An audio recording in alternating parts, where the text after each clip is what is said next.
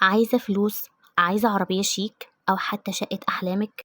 النهاردة إن شاء الله هشارك معاكم أسرار وخطوات عملية ناس كتير بتدفع فيها في الآلافات في الكورسات، بس أنا هقولها كده هدية مني ليكم. فاستغلوا الفرصة دي وطبقوا الخطوات العملية اللي أنا هقولها إن شاء الله، وأنا واثقة إن هي هتفرق معاكم جدا وتغير حياتكم للأحسن. أنا مش جاية أقولك اشتغلي على نفسك بس، لا، أنا هقولك تشتغل على إيه بالظبط وتعملي إيه وتبدأي منين علشان تقدري توصلي وتحققي كل اللي انت عايزاه بسرعة وبذكاء. ناس كتير بتشتغل ليل نهار ومع ذلك ما بيوصلوش لحاجة أو يحققوا أي حاجة في أحلامهم. ده مش عشان إنهم فاشلين أو حاجة، لأ، لأنهم مش فاهمين اللعبة بتتلعب إزاي. هقولك أسرار بيخبوها عنكم في الكورسات. قبل ما نبدأ شجعيني بلايك واشتركي في القناة علشان اللي جاي جامد جدا إن شاء الله.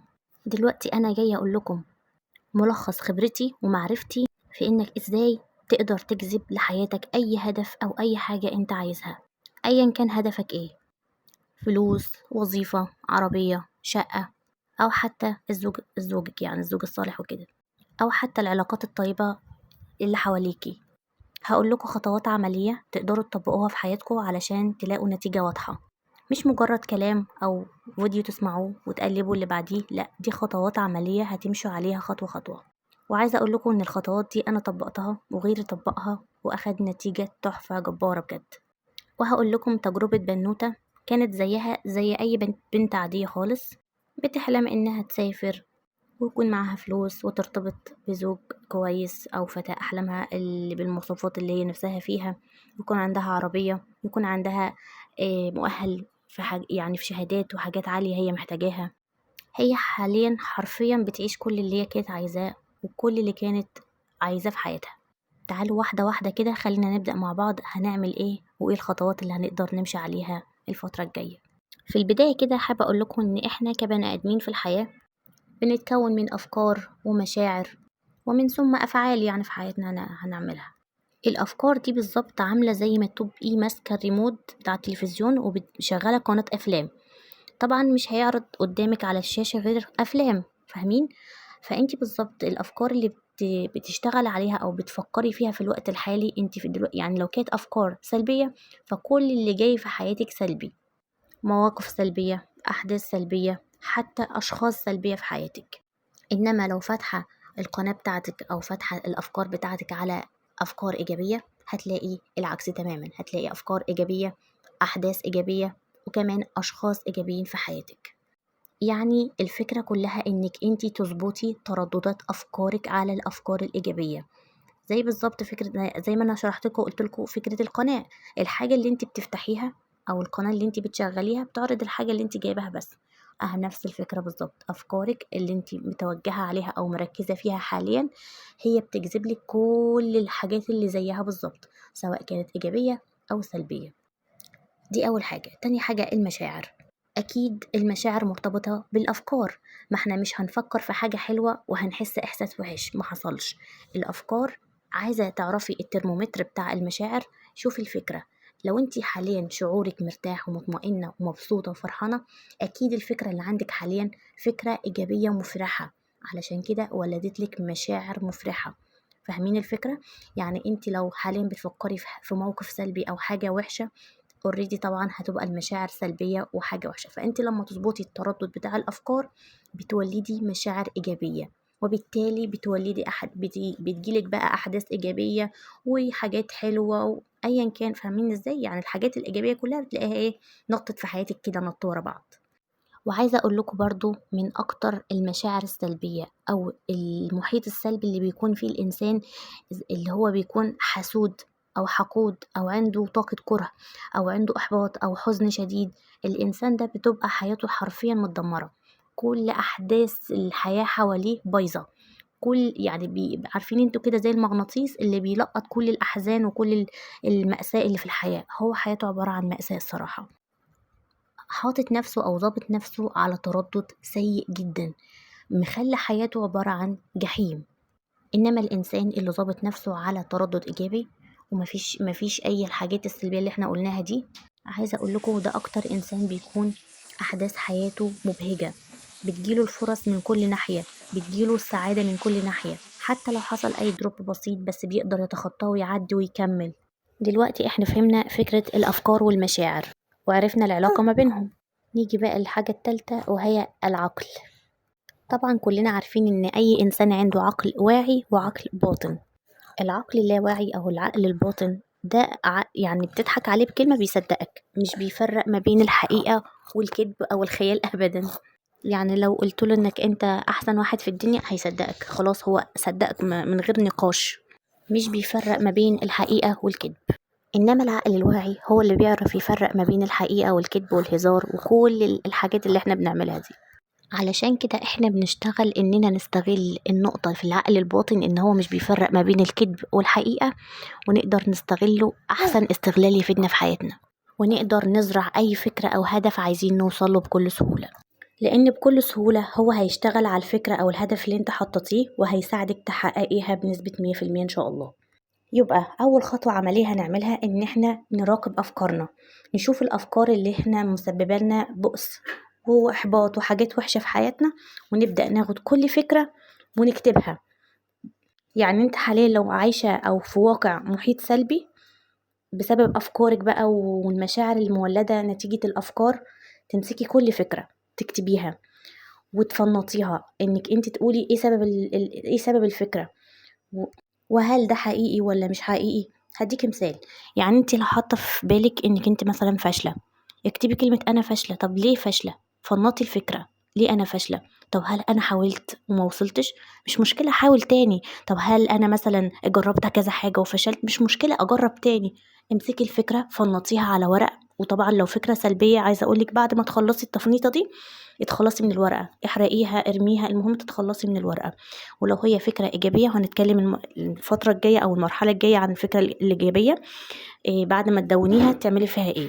المهم إحنا حاليا بنشتغل على الفكرة السلبية، تكتبيها تفنطيها ومن ثم بعد ما تفرغيها خالص من عقلك تتخلصي من الورقة. دي أول خطوة هنبدأ نشتغل عليها. امسكي اكتر الحاجات اللي مشتتاكي في حياتك او مسببه لك حاجات كتير في حياتك، مثلا زي انك انتي معكيش فلوس، اكتبي انا معيش فلوس، انا مش هكون غنيه. اكتبي الفكره وفنطيها. طب ليه مش هكون غنيه؟ طب انا اشتغلت، طب انا حاولت. فنطي الفكره. طب انا هحاول وهشتغل. وتكلمي مع نفسك على الورقه ودعمي نفسك. عايزه اقولك دي فكره تفريغ رهيبه بتخليكي توصلي كده لليفل شعوري انك انتي بتكوني مرتاحه ومبسوطه، ويبدا عقلك يفنط الفكرة دي ويرميها ويدخل فكرة إيجابية بعدها على طول، إن تساعدك على تحسين حياتك. يعني بعد ما ترمي الفكرة السلبية دخلي على طول واحدة إيجابية وراها بعكس الحاجة اللي انت كاتباها.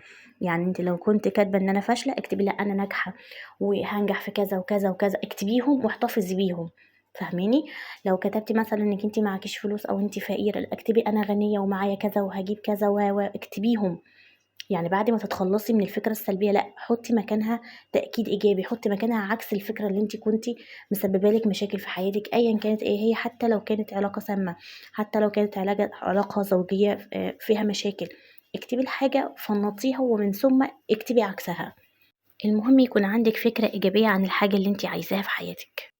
تالت حاجة، الفترة اللي انت شغالة فيها حاليا على نفسك وبتتخلصي من أفكارك وبتدخلي أفكار إيجابية وبتحاولي تظبطي مشاعرك وبتحاولي تظبطي التردد بتاع جسمك وحياتك عموما. ما تشاركيش أفكارك مع حد. ما تقوليش إن أنا بعمل كذا وبسوي كذا وبتخلص من كذا. ما تشاركيش حياتك مع حد. حاولي إنك تقفلي على نفسك فترة تتحسني فيها ومن ثم بقى تنطلقي، بس برضو ما تقوليش حاجة لحد. ده الرسول نفسه قالك واستعينوا على قضاء حوائجكم بالكتمان. يعني حاولي خليكي قافلة على نفسك، بس طبعا مش لدرجة كبيرة، يعني في العدل كده خليكي معتدلة في تصرفاتك. فاهميني؟ لأن الناس المحيط اللي حواليكي مش كله إيجابي، مش كله بيحب الخير، مش كله بيتمنى لك إنك تكوني في أحسن حالاتك. احنا طبعا وارد احنا كبشر في ناس يعني ربنا يصلح حالنا جميعا. فاهميني؟ فانتي حاولي انك تبقي قافلة على نفسك علشان تحافظي على الحاجة اللي هتوصل لها ان شاء الله. وبرضو اهم حاجه ما تشاركيش الحاجات اللي انت عايزه توصلي لها. يعني انت مثلا هنشتغل على ان احنا نزرع فكره او هدف في عقلنا الباطن، فاحنا نروح مثلا نقول لفلان ان انا هسافر مثلا السعوديه او هسافر دبي، ده هدف من اهدافك.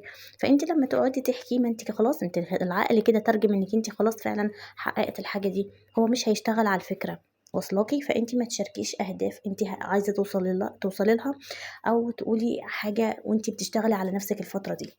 وابعدي خالص عن الناس السلبية، ابعدي عن المحيط السلبي. طب وافترض الناس السلبية دي كان حد من اللي انت عايشة معاهم في البيت أو كان أقرب الناس ليكي، تعملي ايه؟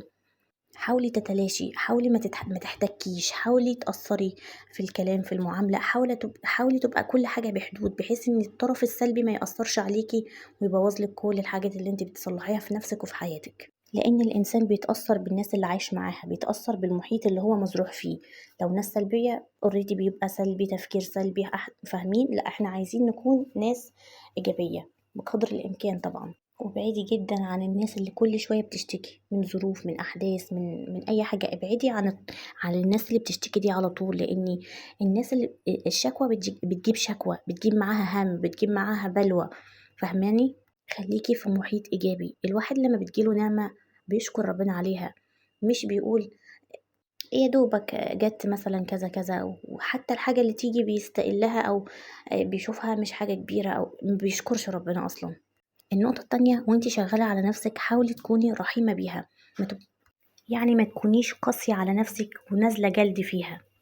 احتوي نفسك وادعميها. فشلنا مش مشكلة يا حبيبتي، عادي نجرب تاني ونحاول تاني. الحياة تجارب، اصلا احنا جايين هنا عشان نجرب ونقع ونقوم ونحاول ونجدد ونغير. فهماني؟ خليكي رؤوفة بنفسك، ما تنتظريش طرف خارجي يجي يبقى رؤوف معاكي او يحبك. فاهمه ازاي؟ انت لما تكوني ماليه كوبايتك من جوه وماليه نفسك مشاعر ايجابيه، اللي جاي من بره بيزودك، مش معتمد عليه. انما انت كوبايتك مليانه، سواء اللي بره جالك قالك كلمه حلوه، دعمك باي موقف، اوكي تمام، خير وبركه. ما قالكيش، لا، انت اوريدي اصلا داعمه نفسك ومحتويه نفسك وبتقولي لنفسك كلام ايجابي وشاده حيلك بنفسك. واصلا المعنى اللي عايزه اقوله لكم. المهم نسامح نفسنا ونبدا مع بعض صفحه جديده ناصعه البياض. الصفحة دي بقى هنقعد نخطط فيها ونرسم ونكتب أهدافنا ونشوف بقى، هنألف حياتنا كلها اللي احنا عايزينها تحصل الفترة الجاية. يعني هنمسك ورقة وقلم نكتب بقى احنا عايزين ايه، نوصل لإيه، نحقق ايه، نروح فين، نجيب ايه، نغير ايه، نجدد ايه. فاهميني؟ صفحة بيضة هنبدأ نرسم ونخطط فيها كل اللي احنا عايزينه. هنألف احنا زي ما بنقول كده قصة حياتنا. يبقى الخطوة دي هتمسكي ورقة، هتكتبي كل اللي انت عايزاه، كل اللي عايزة توصلي له وتحققيه في حياتك وعايزة تعيشيه الفترة الجاية. يبقى احنا اتكلمنا عن الأفكار والمشاعر والعقل وتفريغ الأفكار السلبية، وإن احنا نحط مكانها أفكار إيجابية، نبعد عن الناس السلبية، ونبدأ نكتب قصة حياتنا. وعايزاكوا تكتبوا كل حاجة، كل أحلامكم. مش عايزاكي تقولي ده بعيد أو ولا صعب أو مستحيل، لأن أيا كان الهدف اللي انت عايزاه غيرك حققه. أشخاص كتير في العالم وصلوا ليه، يعني مش هيجي لحد عندك ويقولك لأ. فالمستحيل بالنسبة لك عادي بالنسبة لربنا، وغيرك وصل للهدف بسهولة. فما تستصعبيش حاجة أو تقولي إنها صعب إنها تحصل أو مستحيل. قدرة ربنا فوق كل حاجة. ربنا قادر يجيب لي الحاجة لحد رجليكي عادي، وقادر يهبك الحاجة دي بدون أسباب أساسا. ما ننساش إن هو الوهاب. فنخلي عندنا حسن ظن بالله. النقطة دي بيتمحور حواليها حاجات كتير. في الغرب بيسموه قانون الجذب، إنما عندنا احنا في الإسلام اسمه قانون الحسن الظن بالله. لما تحسين الظن بالله كل حاجة تجيلك يعني وهي راغمة كده، وما تقعديش تقولي معقولة الحاجة دي تجيلي أو هتجيلي أنا هتسيب. ما تقوليش كده، خلي عندك استحقاق عالي، وخليكي مؤمنة ومتأكدة إنك تستحقي أحسن وأفضل حاجة في الحياة. هتلاقي الفرص بتترمي تحت رجليكي، صدقيني. المشكلة كلها في المعتقدات بتاعتك وتفكيرك. نيجي بقى للنقطة أو الأهداف اللي انت عايزة تدخليها حياتك أو تجذبيها لحياتك عموما. يعني انت حاليا لو عايزة وظيفة معينة، أو عايزة شريك حياة معين، أو عايزة مثلا أي هدف انت عايزاه، عربية، أيا كان الهدف اللي انت محتاجاه في حياتك، بعد طبعا ما تظبطي كل الحاجات اللي احنا اتكلمنا فيها، الأفكار والمشاعر والمعتقدات والحاجات دي كلها، هنيجي نحدد الهدف اللي احنا عايزينه بالظبط وهنكتبه، وهنجيب صورة ليه. يعني لو انت عايزة عربية اكتبي ان انا عايزة مش تكتبي ان انا عايزة عربية، لا، اكتبي عربية وهاتي صورة للعربية، وحسي انك انت كأنك اشتريت العربية دي بالفعل. يعني حسي المشاعر، حسي انك انت بتفتحيها، بتركبيها، بتسوقيها. هتبقى يعني خليكي في نفس يعني عايشة الإحساس بتاع انك اشتريت العربية بجد. عيشي الإحساس انك انت بتهتمي بيها، بتغسليها، بتظبطيها، بتزينيها. واصلاك الفكرة؟ يعني اي هدف انت عايزاه اكتبيه، هاتي صورة ليه وعيشي احساسه يوميا. عندك حوالي 5 دقايق في اليوم تشتغلي فيهم على الهدف بتاعك مع العقل الباطن. 5 دقايق دول ممكن يكونوا الصبح، ممكن يكونوا وسط النهار، ممكن يكونوا بالليل. انك انتي هتبصي للحاجة اللي انتي عايزاها، للصورة اللي انتي جايباها، هتعيشي الحالة الشعورية بتاعة الهدف اللي انتي عايزاه بكل تفاصيله، بكل الحاجات اللي عايزة تعمليها لما تحققي الهدف ده. عيشي كل لحظة انتي هتعيشيها لما تحققي الهدف، يعني كأن الحاجة موجودة بالفعل وانتي بتتعاملي معاها. افترض مثلا انتي طالب او طالبة عايزة مجموع معين في الامتحانات، عادي هاتي صورة لشهادة فيها النسبة المئوية او الرقم اللي انتي عايزاه، حطيها خلفية على الموبايل، ويا ريت تدعميها بآية قرآنية، قد جعلها ربي حقا أو يأتي بها الله. يعني حطي كده آية قرآنية معاها، حطيها خلفية للموبايل أو صورة اطبعيها وخليها دايما ركزي عليها. عيشي الشعور، عيشي انك انتي وصلتي للنتيجة اللي انتي عايزاها، الاهل بيباركولك، مامتك وباباكي فرحانين بيكي. عيشي الحالة الشعورية بتاعة الموقف. لازما يوميا تعملوا نفس الليميت ده على الهدف اللي انتوا عايزينه، تعملي كده نفس الاسلوب ده على الهدف اللي انت عايزاه عموما. مش عايزه اقولك انت بتشبعي الهدف بتاعك بالفكره، بالشعور، وكمان بالصوره. انت مجسمه الهدف في هيئه صوره، فالموضوع بيكون معاكي سريع جدا. عايزه اقولك العقل الباطن بيبدا يشتغل على الفكره، بيبدا يديكي افكار، فرص تجيلك، احداث، بيبدا الحوار يعني يحصل لك على هيئه اسباب، على هيئه نقاط، طبعا بعد اراده ربنا ما فيهاش كلام. بس عموما ربنا خالق العقل الباطن فيه قوة رهيبة، يعني مش أي حد بيستغلها، يعني اللي بيستغلها صح بيوصل لحاجات فظيعة الصراحة. طيب، النقطة التانية، حاولي يكون عندك وقت كده للتأمل. وأنا مش بقولك بمعنى كلمة تأمل، يعني احنا عندنا 5 صلوات في اليوم بتاخدي منهم أحسن نتيجة للمديتيشن في حياتك.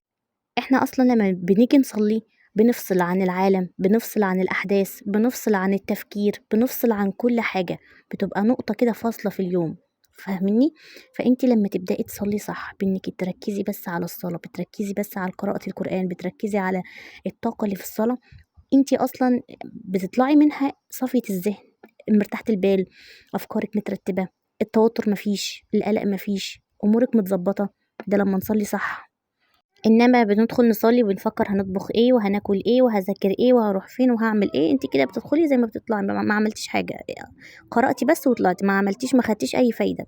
فحاولي بدل ما تعملي تأمل او مديتيشن بطريقه الغرب، لا اعمليه بس بالصلاه. جربي الصلاه كده، ابحثي عن انك انت ازاي تصلي بشكل صح. ان شاء الله هنزل حلقه عن الموضوع ده، فهيفرق معاكم جدا جدا جدا. آخر حاجة بقى، حاولي إنك تشكري ربنا على كل النعم اللي في حياتك. كل يوم خليه تمرين عملي كده، هاتي كراسة أو هاتي دفتر، اكتبي 5 نعم في حياتك وابدأي امتني ليهم. ابدأي اشكري ربنا، اللهم لك الحمد ولك الشكر يا رب على نعمة صحتي، على نعمة شعري، على نعمة بشرتي، على نعمة بيتي، على نعمة فلوسي، أيا كان. خليكي من العباد الشكور اللي ربنا قال اللي هم وقليل من عبادي الشكور. خليكي من الفئة القليلة دي. وطبعا وعد ربنا ولئن شكرتم لأزيدنكم. عايزة زيادة، عايزة رزق، عايزة بركة، خليكي في الشكر. إن شاء الله هتنزل مفاجأة قوية بالنسبة للموضوع ده، بجهز لها بس لسه قدامها شوية وقت. إن شاء الله موضوع هيفرق معاكم جدا، حاجة أنا بعملها هتنزل هتكسر الدنيا إن شاء الله. فشجعوني كده ودعموني إن شاء الله عشان أخلصها بدري. ابدأي رتبي الخطوات، ابدأي خدي خطوات عملية في حياتك. سيبك من قعدة الكنبة والسكرول على التليفون وفاكرة ان الحياة الجميلة المثالية اللي انت مستنياها جايلك في الطريق. لا، الحياة مش هتيجي غير لما انت تبدأي تاخدي خطوات عملية وتبدأي تحققي حاجات في حياتك. ان الله لا يغير ما بقوم حتى يغيروا ما بأنفسهم. ابدأي خدي خطوات في التغيير الداخلي، الشعور، الأفكار والعقل زي ما احنا اتكلمنا. وان شاء الله هتلاقي كل حاجة انت عايزاها بتتحقق بأسباب انت شخصيا ما كنتيش تتخيلي انها تحصل بيها. خدي خطوة لان بجد العمر بيعدي. لو وصلتوا لحد هنا ما تنسوش بقى تشجعوني بلايك، واكتبوا كلمة النهاردة هبدأ إن شاء الله في الكومنتات، وربنا يكتب لنا إن شاء الله الخير والبركة كلنا في حياتنا.